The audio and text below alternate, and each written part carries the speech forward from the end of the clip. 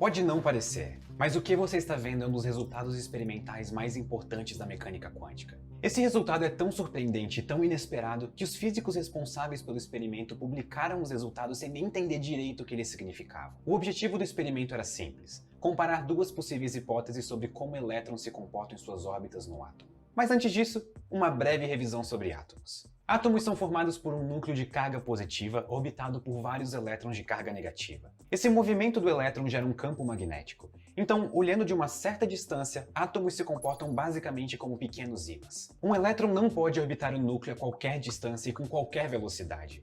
Existe apenas um número limitado de órbitas permitidas pelas leis da mecânica quântica. Ou seja, um elétron pode estar na primeira órbita, ou na segunda órbita, ou na terceira órbita, mas ele nunca pode estar entre duas dessas órbitas permitidas. E essa característica de ter um número limitado de possibilidades é o que nós chamamos de quantização. Ou seja, as órbitas são quantizadas. A pergunta que os cientistas que fizeram o experimento queriam responder era se o próprio movimento dos elétrons em torno do núcleo também era de alguma forma quantizado. A velocidade ou energia do elétron é determinada pela distância da órbita ao núcleo. E como as distâncias são quantizadas, então a velocidade também é. Mas existe uma outra característica importante da órbita: a sua inclinação. A pergunta a ser respondida pelo experimento era a seguinte: a inclinação de uma órbita de um elétron é quantizada? Isso é, existe um número limitado de possíveis inclinações ou qualquer inclinação é possível? Se os elétrons se comportassem como na física clássica, o resultado seria simples. A inclinação da órbita poderia ser qualquer uma: 1 grau, 53 graus, 7,5 graus, π graus e assim por diante. No caso quântico, existem apenas algumas inclinações permitidas. Por exemplo, a inclinação pode ser de 0 graus, 45 graus para cima ou 45 graus para baixo, e qualquer outra inclinação é proibida. E aqui tem uma curiosidade que vai ser importante. No caso quântico, o número de inclinações é sempre ímpar. Existe o caso sem inclinação, mais os ângulos que têm que ser possíveis nos dois sentidos, tanto para cima quanto para baixo. Então, como as inclinações das órbitas se comportam? De forma quantizada ou clássica? Um jeito bem simples de responder essa pergunta foi o experimento proposto pelo físico Otto Stern e executado pelo físico Walter Gerlach. E ele era relativamente simples. Eles iriam jogar vários átomos através de um campo magnético gerado por dois eletroímãs, que iria desviar os átomos de acordo com a direção dos seus campos magnéticos. Mas não esqueçam que o campo magnético é gerado pelo movimento do elétron em sua órbita ao redor do núcleo do átomo. Se essa órbita for inclinada, o campo magnético também vai estar inclinado. E se existir um número limitado de possíveis inclinações, também existirá um número limitado de possíveis inclinações para o campo magnético do átomo.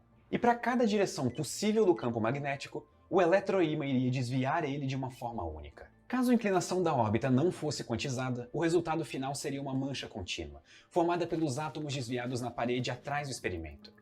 Isso porque qualquer inclinação do campo magnético seria observada em algum momento. Então os átomos seriam desviados em todas as direções possíveis. Some todas elas e você tem uma figura contínua. Só que se a inclinação das órbitas e, consequentemente, o seu campo magnético fossem quantizados, o resultado final seriam apenas algumas manchas separadas na parede atrás do eletroímã. Para cada inclinação possível, o átomo seria desviado em uma direção específica. E todos os átomos com uma mesma inclinação deveriam ser desviados para o mesmo ponto. E lembre que o número de inclinações possíveis é sempre ímpar. Então o número de manchas separadas deve ser ímpar. Mas o resultado, como podemos ver na foto, é de duas manchas separadas. Isso foi tão inesperado que por um tempo ninguém nem percebeu que algo estranho tinha acontecido. Só que literalmente nada conhecido pelos físicos no começo do século XX conseguia explicar esse resultado. Isso simplesmente não fazia sentido. E o que era mais curioso é que o átomo sendo utilizado no teste era um átomo de prata. E o campo magnético do átomo de prata é determinado por um único elétron solitário na órbita mais distante do núcleo. Ou seja, esse um único elétron tinha que ser responsável pelas duas manchas. Então existia algum outro campo magnético sendo gerado por esse elétron, que não dependia do fato de ele estar se movendo em uma órbita. A propriedade que gera esse campo magnético foi apelidada de spin, que traduzindo é algo como giro. A ideia original era que o elétron girava em torno do próprio eixo, e isso produziria um campo magnético que teria duas direções possíveis, o que explicava as duas manchas. Acontece que para o elétron gerar um campo magnético tão intenso, ele precisaria estar girando a pelo menos 4 vezes a velocidade da luz. Então, isso é impossível. E a razão que os físicos se debateram tanto com o conceito de spin é simples. O spin foi a primeira grandeza física exclusivamente quântica. Não existem bons paralelos para o spin na física clássica. Ele é algo único e fundamentalmente quântico. Eu posso tentar aqui milhões de analogias, mas fundamentalmente nenhuma delas vai corresponder ao que o spin realmente representa. O único jeito de explicar os resultados do experimento de Stern-Gerlach e alguns outros experimentos da época é se o elétron tiver um campo magnético próprio. Então o spin precisa existir, mas o spin não pode ser atribuído a nenhuma outra propriedade física conhecida. Então isso nos levanta a seguinte dúvida: o que é o spin? O spin é uma propriedade física que todas as partículas têm e que gera um campo magnético. Fazendo as contas, o spin parece ser muito a rotação de uma partícula sobre ela mesma. E eu vou ser honesto que o nome não ajuda muito a clarificar isso. Mas só parece, porque isso seria impossível. E é isso, essa é uma definição de spin, e ela é extremamente insatisfatória. Porque o spin é mecânica quântica pura. Não existe nenhuma experiência cotidiana que nos dá uma intuição sobre o spin. Entender o que é o spin é muito mais sobre entender como ele se comporta e qual é a sua importância para a física de partículas. Tudo bem, então vamos aceitar que o spin é essa propriedade associada ao campo magnético das partículas. E nós vamos dar uma olhada nas consequências mais importantes da existência do spin. Voltando ao exemplo de um elétron, ele tem o que chamamos de spin 1/2. E esse spin pode ter só dois valores, para cima e para baixo. O spin para cima gera um campo magnético com o norte apontando para cima, e o spin para baixo é o oposto. E aqui já notamos que o spin de fato é puramente quântico. Só existem dois valores possíveis. E uma curiosidade: a razão que chamamos o spin do elétron de 1/2 é porque esse é o número que nós temos que colocar nas contas com o spin do elétron para elas darem certo. E não tem nenhuma intuição física aqui, nós simplesmente aceitamos isso como fato. Obrigado, universo. Nós inclusive podemos classificar as partículas fundamentais com base nos seus spins. Partículas que têm um spin fracionário, isso é, 1/2, que é o caso do elétron, 3/2, 5/2 ou assim vai, são chamadas de férmions. E existe uma propriedade muito importante dos férmions que é ditada pelo seu spin fracionário. Férmions são antissociais, mas eles adoram namorar. E o que eu quero dizer com isso é o seguinte: partículas de spin meio adoram fazer duplas. Por exemplo, órbitas atômicas são mais estáveis quando elas têm dois elétrons. Um elétron com spin para cima e o outro com spin para baixo. A supercondutividade depende da formação de pares de elétrons que andam juntos. Um dos elétrons com spin para baixo e o outro com spin para cima.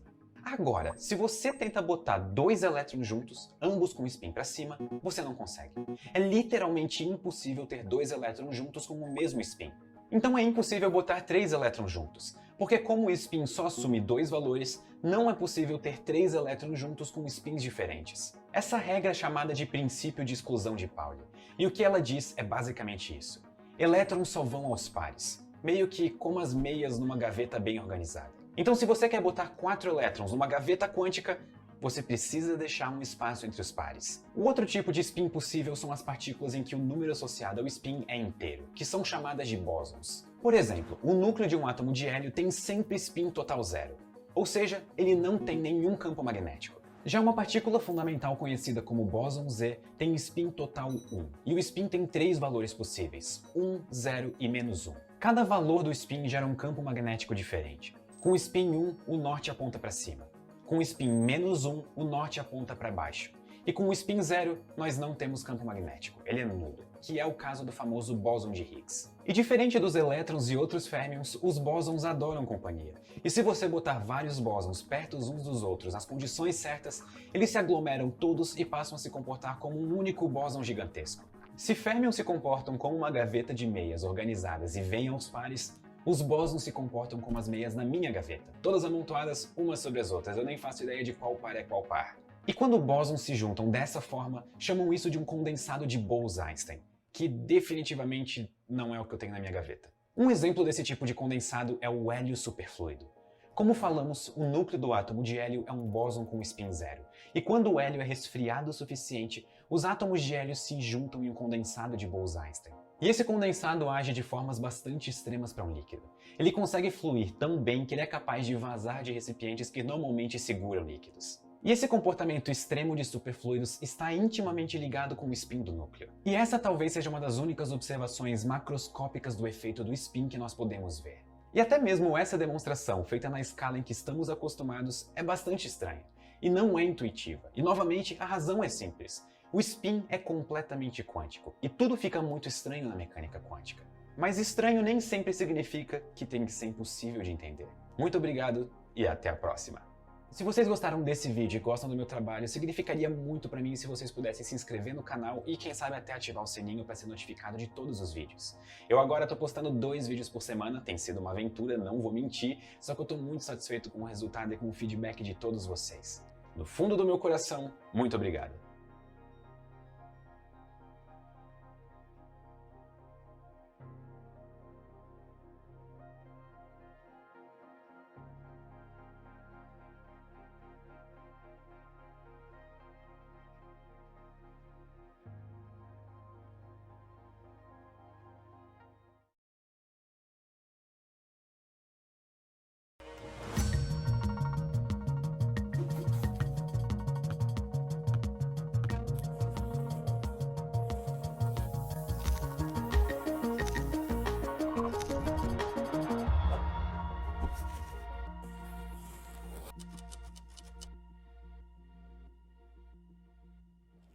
Certamente a entropia é um dos conceitos mais confusos e mal explicados em toda a ciência. Se você já ouviu falar dela, é quase certeza que você concorda com isso. Ao menos que ela é confusa. Há diversos motivos pelos quais essa confusão surge, e muitos deles são históricos, relacionados a uma má escolha de nomenclatura no passado e que acabou sendo mantida até hoje. Não é minha proposta nesse vídeo apresentar e discutir todo esse processo histórico. A minha proposta e objetivo será ilustrar da maneira mais simples possível como a entropia é uma quantidade estatística e como, a partir da definição que eu vou dar, a segunda lei da termodinâmica surge automaticamente, e isso é lindo. Primeiramente, então, o que nós queremos dizer com quantidade estatística? Antes de tudo, é importante ressaltar que entropia não é algo que você pode tocar. Ela não é uma substância física que você pode sentir ou experimentar. Quando dizemos que a entropia é uma quantidade estatística, o que queremos dizer é que ela conta o número de maneiras nas quais nós podemos arranjar os átomos de uma substância. E isso, por sua vez, é um resultado estatístico. Eu vou dar um exemplo para mostrar como essa questão de estatística e das maneiras de arranjar átomos funciona. Suponha que nós temos um conjunto de 36 moedas idênticas e que cada uma delas possui uma face azul e outra vermelha. Eu vou organizar elas em um quadrado com 6 moedas de altura e 6 moedas de largura. Agora vamos começar com a situação na qual todas as moedas estão com a face azul voltadas para nós. Se perguntassem para você de quantas maneiras diferentes é possível obtermos a situação que eu acabei de descrever, qual seria a resposta? Uma maneira, certo?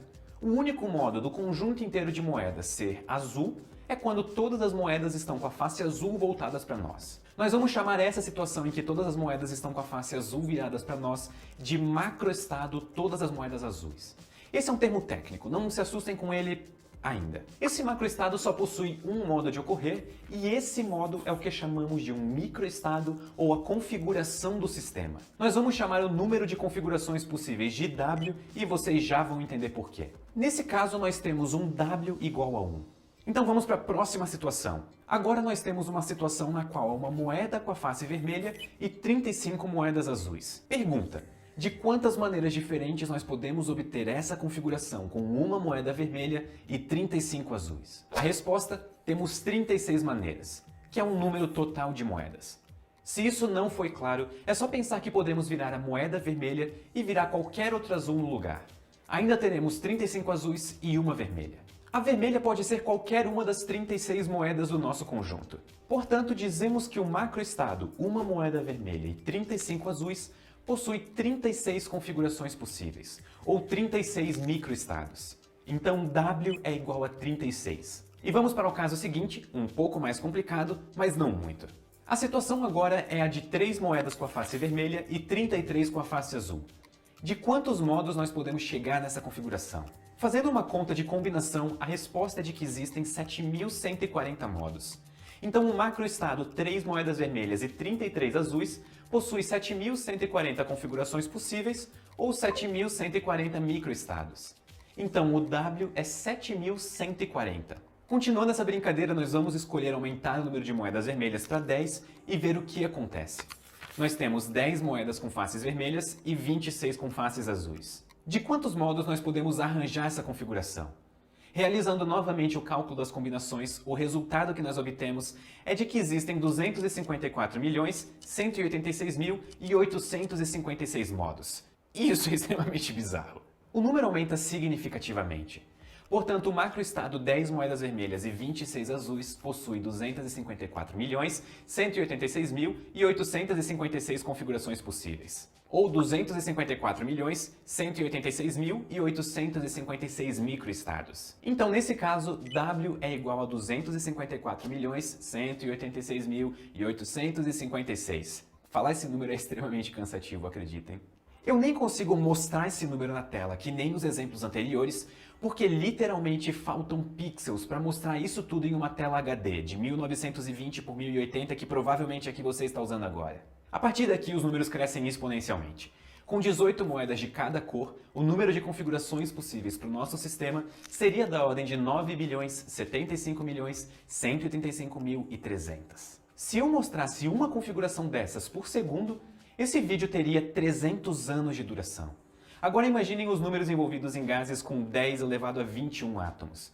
Não é à toa que a termodinâmica é regida por estatística. Ok, com esses exemplos eu espero ter conseguido ilustrar a ideia do que entendemos por estatística e arranjos de um sistema. Então vamos definir a entropia exatamente como nós falamos no começo do vídeo. A entropia é um número, ou quantidade se você preferir, que conta o número total de possíveis maneiras nas quais os átomos de um objeto podem ser arranjados. Olhando para o nosso exemplo das moedas, a entropia seria o número W que obtivemos para cada caso. Só que pense agora na caneca de café que você tanto gosta de tomar quando acorda.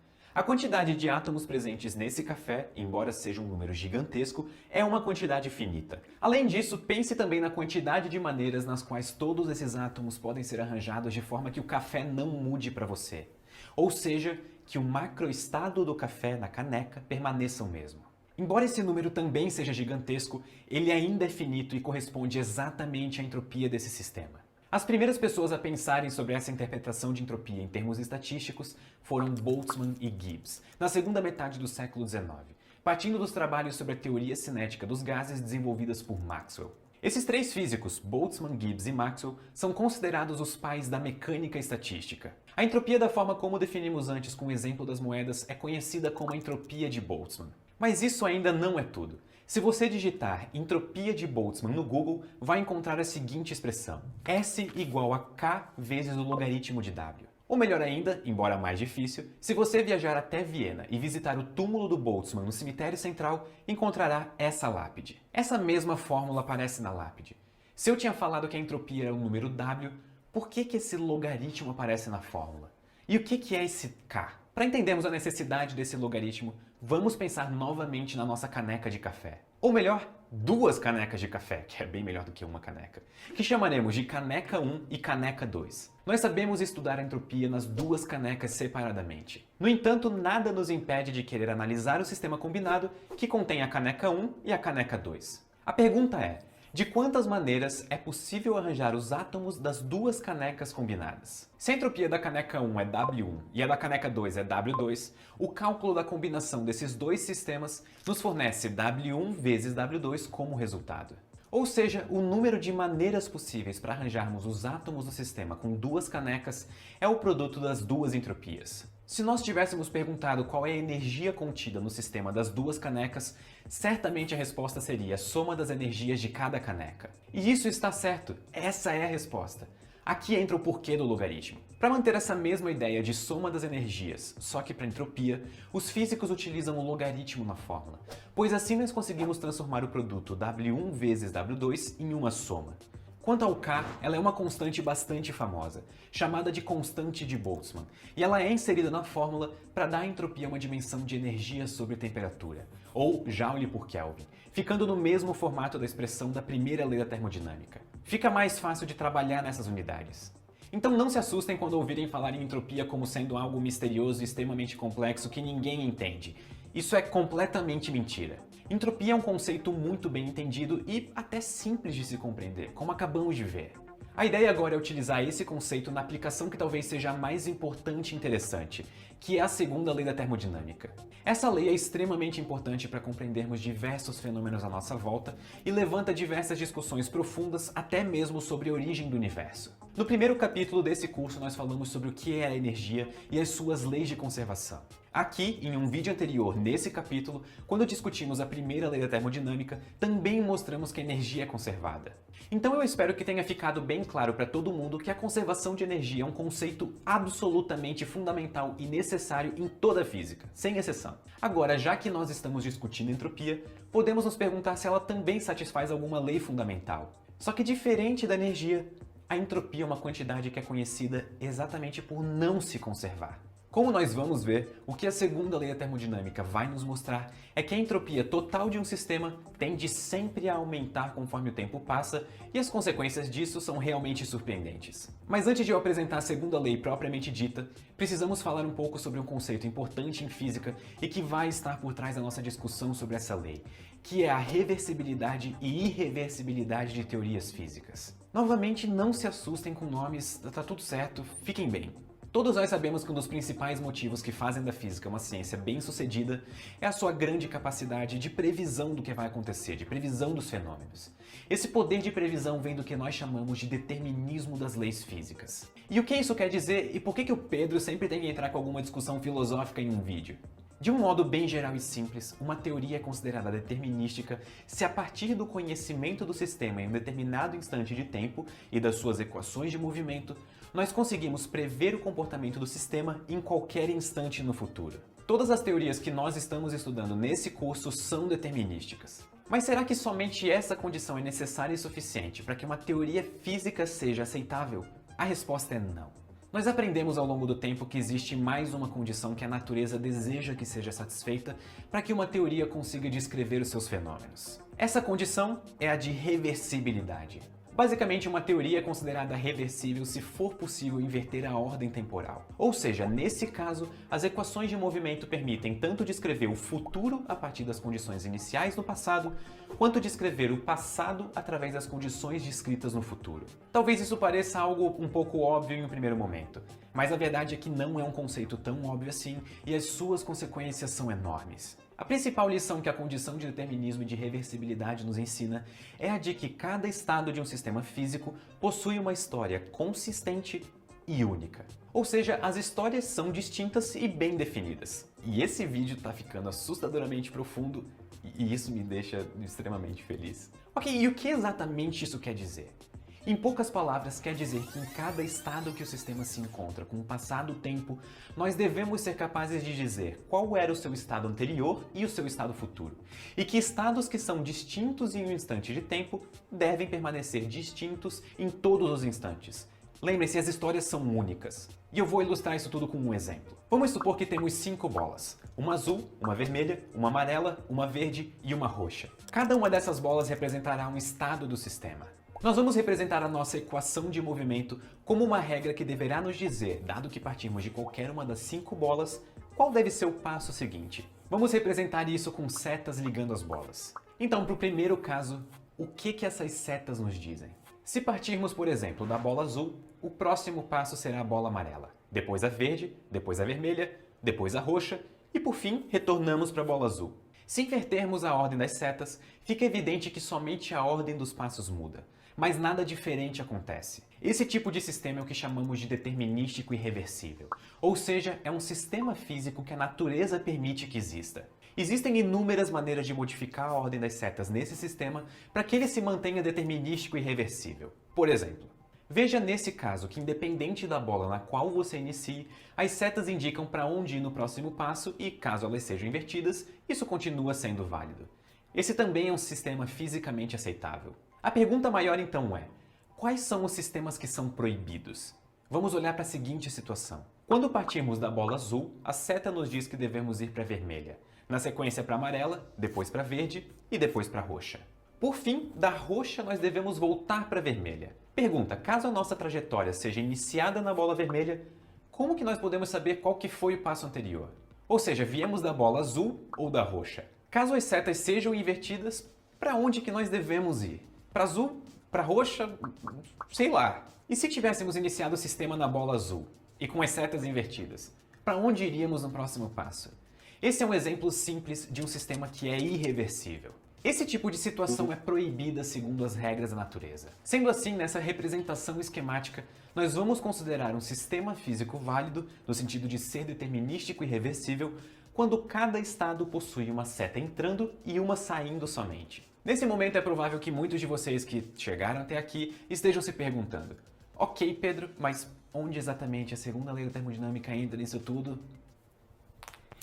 É agora que as coisas ficam interessantes. Eu prometo que vamos misturar tudo o que fizemos até então e vamos obter a segunda lei como consequência disso. Já que estamos trabalhando com bolas coloridas, vamos continuar usando elas para desenvolver o nosso raciocínio. Suponha que possuímos dois conjuntos de bolinhas, um azul e um vermelho. O conjunto azul possui 3 bolinhas azuis e o vermelho 7 bolinhas. Vamos chamar o conjunto azul de macroestado das bolas azuis e o conjunto vermelho de macroestado das bolas vermelhas. Cada uma das bolinhas é um microestado associado ao seu macroestado. Então, o macroestado bolas azuis possui 3 microestados e o macroestado bolas vermelhas possui 7 microestados. Usando a definição que aprendemos sobre entropia, fica bem evidente que o macroestado bolas vermelhas possui uma entropia maior do que o macroestado bolas azuis, já que ele possui um número maior de microestados. Ok, agora vamos fazer o seguinte experimento. A ideia será separar o sistema em um dos dois estados, esperar um determinado tempo e depois, ao observar novamente, o veremos evoluir para o outro macroestado. Então nós temos duas situações. Na primeira, preparamos o sistema no macroestado das bolas azuis e, depois de um tempo, vemos que o sistema evoluiu para o macroestado das bolas vermelhas. Esse é um processo no qual nós saímos de um estado com menor entropia para um com maior entropia. Então, nesse processo, a entropia aumentou. Segundo, preparamos o sistema no macroestado das bolas vermelhas e, após um tempo, vemos que o sistema evoluiu para o macroestado das bolas azuis. Esse é um processo de diminuição da entropia. Será que ambos os processos são possíveis de ocorrer na natureza? A resposta é não. Na natureza, só processos em que a entropia aumenta são permitidos. E eu vou mostrar isso usando somente o conceito de reversibilidade das leis físicas e as setas como nós já aprendemos. Vamos começar pela situação 1. Veja que cada um dos microestados associados ao macroestado das bolas azuis consegue atingir um microestado vermelho de modo único. Ou seja, há bolinhas suficientes no macroestado bolas vermelhas para que as setas vindas das azuis as atinjam de uma maneira única. Agora vamos para a situação 2. Veja que se nós quisermos que todas as bolinhas do macroestado das bolas vermelhas atinjam o macroestado das bolas azuis, pelo menos uma das bolinhas azuis necessariamente vai receber mais de uma seta. Mas como nós sabemos, isso é proibido porque viola o princípio da reversibilidade das leis físicas. As histórias precisam ser distintas e únicas. Nada de 2 flechinhas para a mesma bolinha. Nesse caso, o máximo que podemos obter é que 3 das 7 bolinhas, que são os microestados vermelhos, atinjam as azuis. Com isso, nós podemos concluir que a chance do sistema passar do macroestado das bolas vermelhas para o macroestado das bolas azuis, e com isso termos uma situação na qual a entropia diminui, é de 3 sobre 7, ou aproximadamente 43%. Agora vocês devem estar pensando, poxa, mas 43% é uma chance relativamente alta, é quase 1 em cada 2 vezes. Como que então eu posso afirmar que a entropia sempre aumenta? E eu concordo com vocês, 43% de chances é algo bem significante. Mas o nosso exemplo foi realizado com 2 estados que contêm 3 e 7 microestados. Essa quantidade é absurdamente pequena e nós só utilizamos ela para poder ilustrar situações com setas, porque o meu editor não aguenta mais editar tanta coisa com tanta seta. Pense agora se estivéssemos lidando com um sistema real. Talvez um gás em uma caixa, por exemplo. A quantidade de átomos que são os microestados presentes nessa caixa é assustadoramente grande. Nesse caso, as chances do sistema ir para um estado de menor entropia, de forma que isso seja perceptível macroscopicamente, é da ordem 1 em 10 elevado a 26. Isso é um número com 26 casas depois da vírgula. Ou seja, é praticamente impossível que isso aconteça. Então, para todos os efeitos práticos, nós tratamos isso como impossível. Então, como todos os sistemas macroscópicos lidam com uma quantidade gigantesca de átomos, nós nunca veremos processos de diminuição de entropia que possam ser notados macroscopicamente. Nós nunca vamos ver todo o ar da minha sala do nada se concentrando em um ponto e me deixando no vácuo. Porque o ar não são os meus amigos que me deixam no vácuo nas coisas. Acabou o vídeo. E com os sistemas termodinâmicos não é diferente, uma vez que eles são macroscópicos. Então a entropia total de um sistema isolado nunca pode diminuir conforme o tempo passa. E essa Essa é a maravilhosa segunda lei da termodinâmica. Nunca vimos, em nenhuma situação, essa lei ser violada. E por isso ela é considerada um dos princípios mais sagrados de toda a ciência. Essa lei é tão interessante e profunda que ela praticamente rege todos os fenômenos cotidianos que a princípio parecem ter somente uma direção de ocorrência. Nós já vimos copos caírem e se estilhaçarem no chão, mas nunca vimos a situação contrária de um copo estilhaçado no chão se juntar completamente e ir na direção da mesa e ficar intacto em cima dela. Podemos achar milhões de exemplos desse tipo. Todos eles ocorrem pois vão de um estado com menor entropia para um estado com maior entropia. É isso que faz com que consigamos diferenciar o passado do futuro, e isso é realmente lindo! Então eu vou deixar vocês com duas reflexões importantes e profundas sobre tudo isso que nós acabamos de discutir. A primeira é que é incrível que, usando o fato de que as leis da física são reversíveis no nível atômico, nós obtemos como conclusão que eventos macroscópicos possuem somente uma direção de ocorrência. A outra é que essa lei consiga afetar até mesmo o comportamento do universo como um todo. Sabemos que o universo está se expandindo e que próximo ao Big Bang ele era denso e quente. Naquela época o seu estado possuía uma entropia pequena e hoje possui uma entropia bem maior e que também continua aumentando todo segundo. Portanto, existe uma relação profunda entre a segunda lei da termodinâmica e a seta do tempo. Todos nós deveríamos ficar extremamente felizes em a entropia do universo aumentar sem parar. Enquanto isso acontecer, significa que nós estamos indo para o futuro e que o tempo está passando. E isso conclui esse vídeo que para mim é um dos vídeos mais profundos desse curso. Muito obrigado e até o próximo vídeo.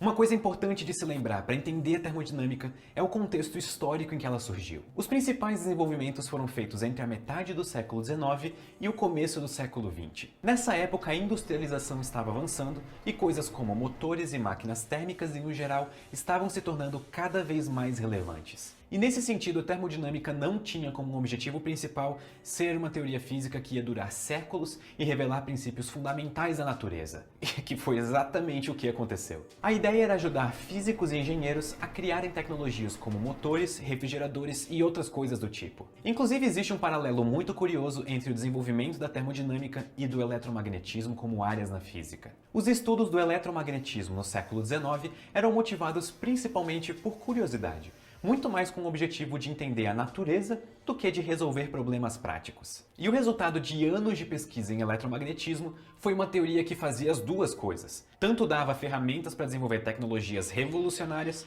como o rádio, quanto revelou detalhes mais profundos